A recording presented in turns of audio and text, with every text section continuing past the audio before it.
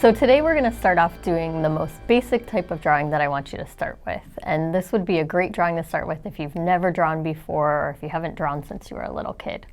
Most people are going to be inclined to draw in a particular way, which is how we're just instinctually ready to draw when we're younger.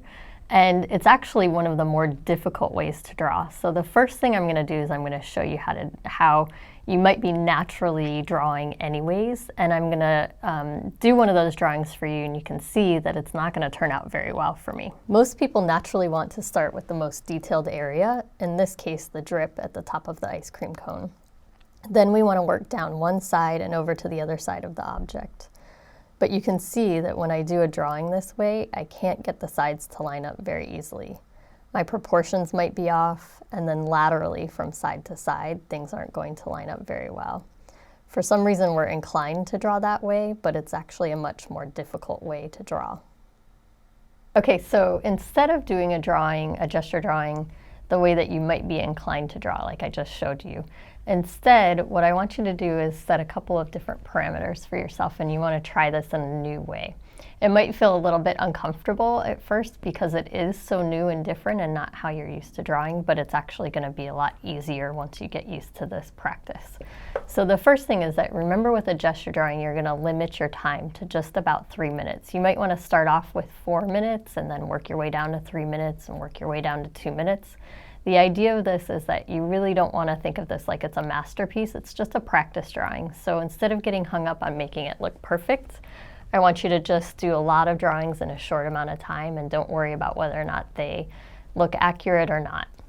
The next thing is that you want to make sure that you're setting up your subject in plain view so that you can see the whole thing, and you want to spend time looking back and forth. So a lot of times when people get stuck on a drawing, they're going to spend more time looking at the white of their page, but that's not going to help you at all. Really, drawing is about using your eyes and studying things with your eyes and making sure that your hand can execute what your eye sees. So if you get stuck at all, I want you to spend more time looking at the object instead of just looking at the object or just looking at the page. What I want you to do is look back and forth. So you want to think of it like you're following a tennis match. One way to think of it is that you're going to look at part of the object, like on the dinosaur, I'm going to look at the body of the dinosaur and draw that first, and then I'm going to look at my page and see the line that I made for the dinosaur and see whether or not it looks correct by looking back at the object. So just like following a tennis ball in a tennis match, your eyes are going to be moving back and forth pretty quickly. You also want to make corrections as you go. So don't think of this like if you see something that you drew wrong that doesn't look right, that you have to erase it. Instead, I don't want you to spend any time erasing because we're using such a short amount of time to do this. What I want you to do instead is use that wrong line to make a correction. So like for example, if I think the proportion is wrong here, I'm just going to draw right over top, and I'm going to make that change and not worry about the wrong line at all. The other thing is that I really want you to start this in a different way than the drawing that I showed you of the ice cream earlier. Instead of drawing down one side and up the other side of the object, I want you to look at the biggest parts first.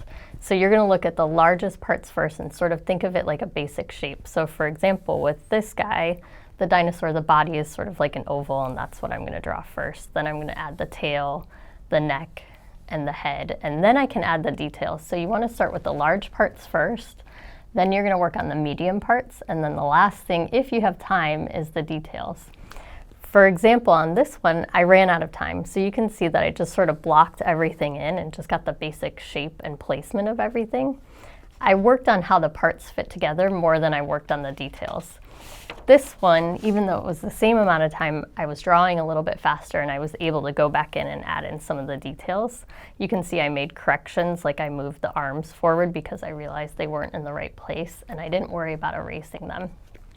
So depending on how quickly you work, you might be able to get more detail done or less detail done, and that's okay. There really isn't a right way to do this. The idea is that you're creating a lot of drawings in a short amount of time so that you get more practice and you're not worrying about them being a perfect drawing.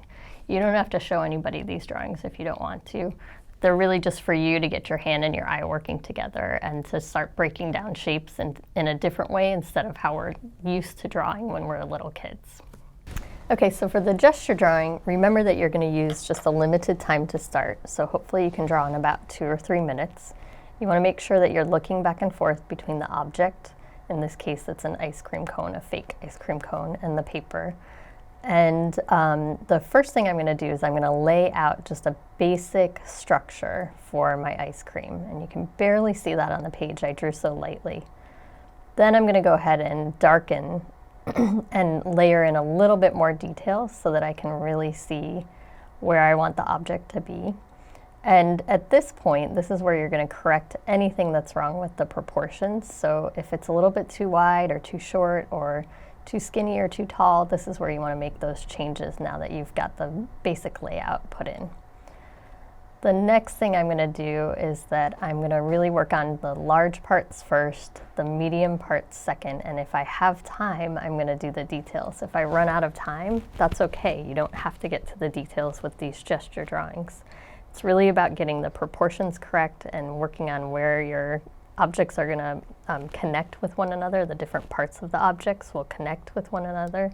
So it's emphasizing where the parts fit as opposed to trying to make it perfect.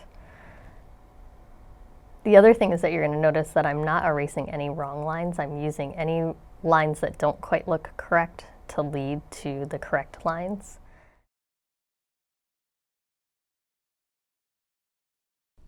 Thank you all so much for watching. More videos are coming soon, so if you wish to subscribe to my channel, go ahead and do that. And also you can check out my website, lzmstudio.com.